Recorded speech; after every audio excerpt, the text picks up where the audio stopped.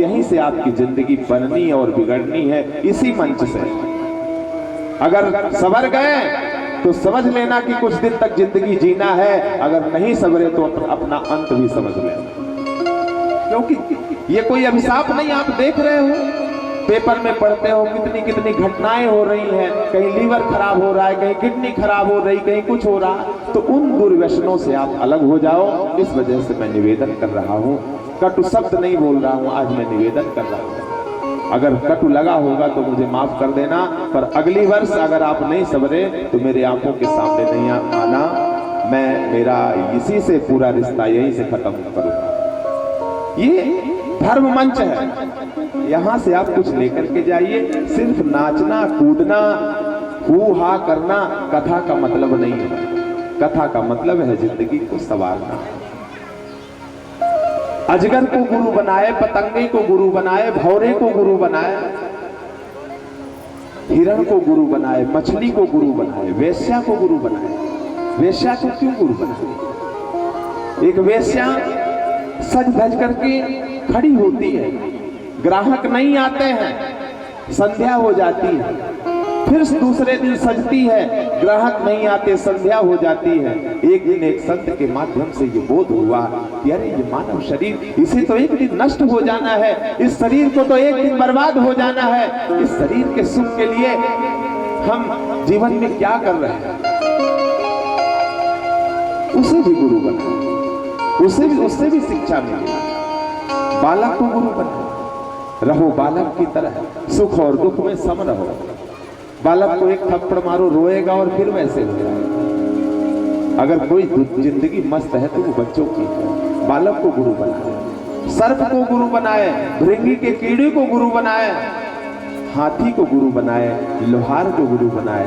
लोहार को गुरु बना करके क्या सीखा?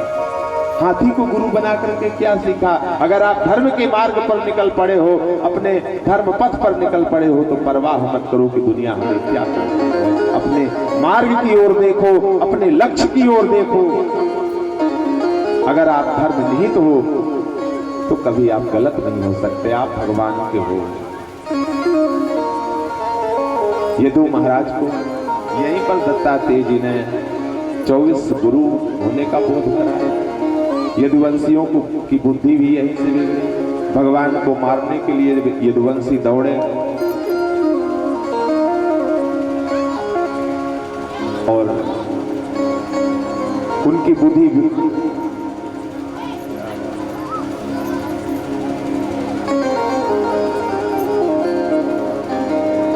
बोलिए वृंदावन बिहारी लाल की। आपस में लड़ते हुए 11 लाख यदुवंशी प्रभास क्षेत्र पहुंचे। जब सबके अस्त्र शस्त्र समाप्त हो गए तो समुद्र में जो मूसल कूट पीट करके डाल दिए थे ना, उसी ऐरक नाम की घास निकली थी, उस घास से को ही मार मार करके आपस में नष्ट होने लगे। भगवान आज ये स्थिति देख करके बहुत उदास है। पीपल के वृक्ष के नीचे बिल्कुल शांत बैठे हुए हैं। भगवान के चमकते हुए तलवों को देखकर एक बहेलिया हिरण समझ करके बाण मारता है और दौड़ करके देखता है कि भगवान है, बिलखने लगता है, रोने लगता है। भगवान ने कहा चिंता मत करो, ये भी हमारी इच्छा से हुआ है। किसी संत के मुख से सुना था कि ये वही बहेलिया है जिसको भगवान ने छिप करके बाण मारा। वाली अर्जुन पहुंचते हैं, अर्जुन को पता चला, बहुत रोते हैं, विरह करता है। भगवान ने कहा जो हमारी पत्नियां हैं उनको लेकर के किशोरी राधा जी के पास चले जाओ। चलते चलते मार्ग में बहेलियां सबको लूट लेते हैं। भिल्लन लूटी राधिका, वही अर्जुन वही बाण। भगवान ने अर्जुन को द्वारिका भेजा। जो 2-4 यदुवंशी थे बोले कि इनको लेकर के वृंदावन जाओ, और भगवान यहीं पर अंतर्ध्यान हुए। अंतर्ध्यान जैसे ही भगवान होते हैं एक दिव्य पुंज निकलता है और भागवत जी में समाहित हो जाता है। यानी भगवान ने जब इस धरा से अपनी लीला समाप्त की तो भागवत जी में प्रवेश किया। भागवत धर्म का आरंभ होता है विश्वास से। आपको अगर कुछ प्राप्त होगा तो विश्वास से। भागवत धर्म का मध्य होता है संबंध से, और भागवत धर्म का विश्राम होता है समर्पण से। अगर आप भगवान के नहीं हो पाए तो 7 दिवस की भागवत कथा श्रवण करने का फल कुछ नहीं। भगवान अपने तेज को लेकर के भागवत जी में समाहित हुए। 12 स्कंद में कलयुग का वर्णन, कलयुग ने केवल नाम आधार।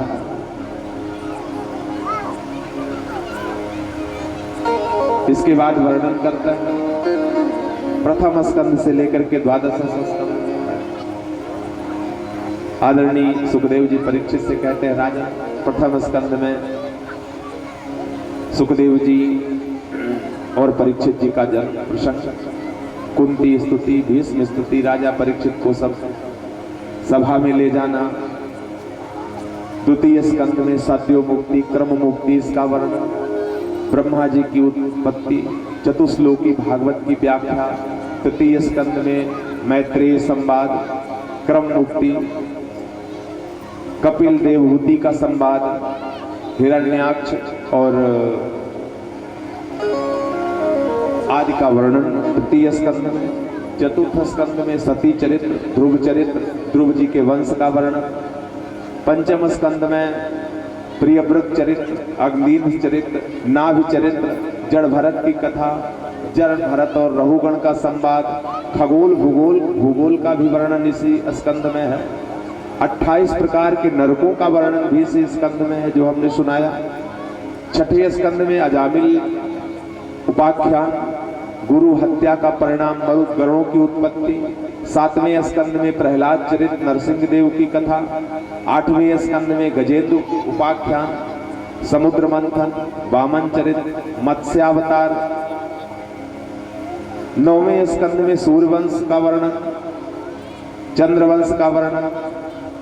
10वें स्कंद में भगवान प्रभु श्री कृष्ण की लीलाओं का वर्णन, गोकुल लीला, वृंदावन लीला, मथुरा लीला, द्वारिका लीला आदि का विस्तार 10वें स्कंद में है। 11 स्कंद में योगेश्वर संवाद, कृष्ण उद्धव का संवाद, यदुवंशियों को श्राप, यदुवंशियों का आपस में लड़ना, इसका वर्णन करता है।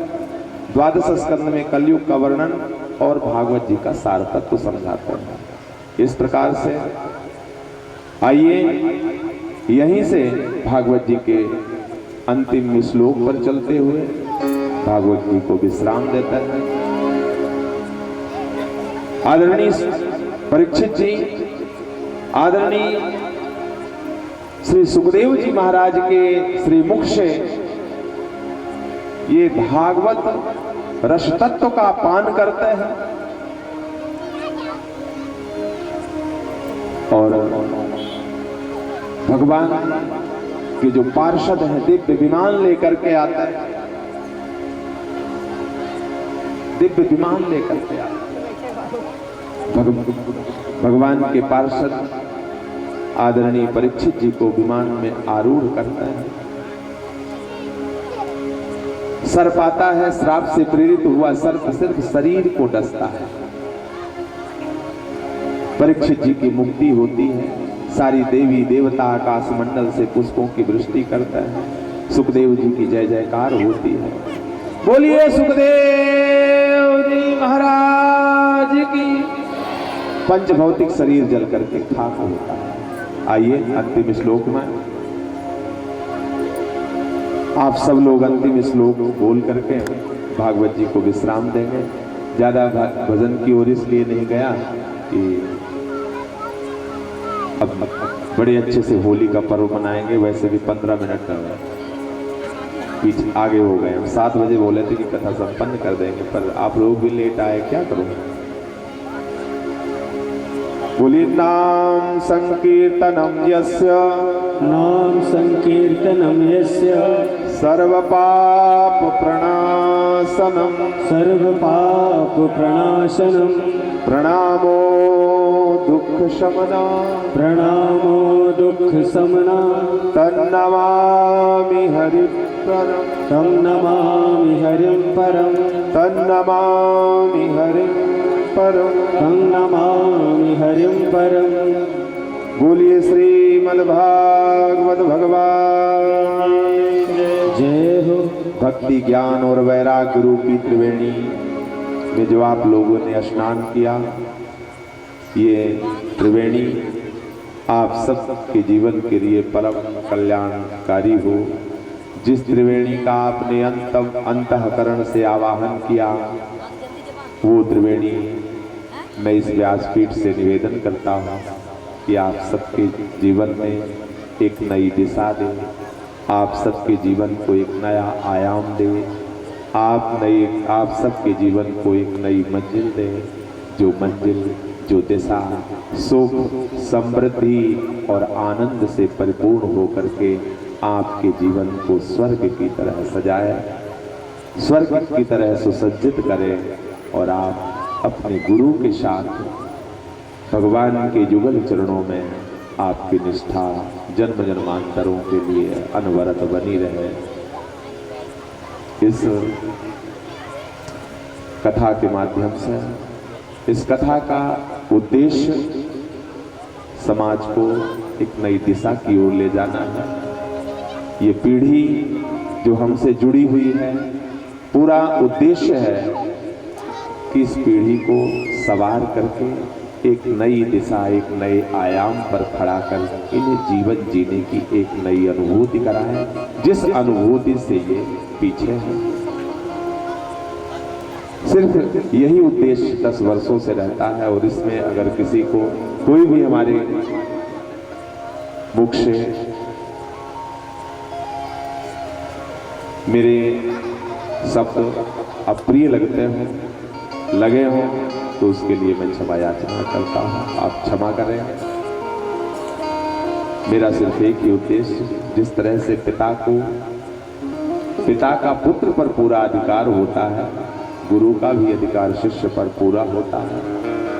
अगर आप हमें अपना मानते हो तो सहने की क्षमता रखो, और अगर अपनापन नहीं है तो उससे दूर हो जाओ। आप हमें दूर कर दो, तो जब हम रहेंगे नहीं आपके दिल में तो सुनाएगा कौन, जब हम उतर जाएंगे तो डांटेगा कौन। इसलिए मेरा निवेदन है कि या तो उतार दो या तो सुन लो। इन्हीं शब्दों के साथ ओम शांति, ओम शांति, ओम शांति।